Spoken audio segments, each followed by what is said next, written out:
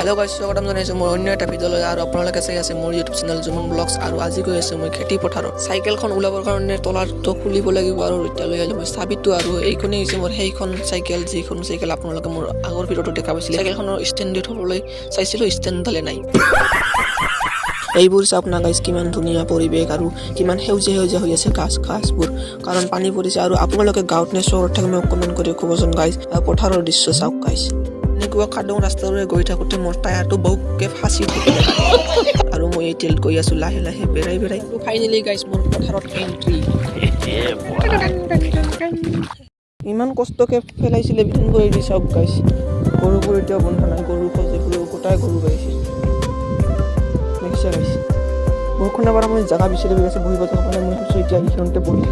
আৰামছে ইয়াতে বহি থাকিব পাৰিম এতিয়া গাইস অকলে পথাৰৰ মাজত মই ভিডিঅ' বনাই আছো আৰু আজি ইয়াতে সমাপ্ত কৰি দিছো।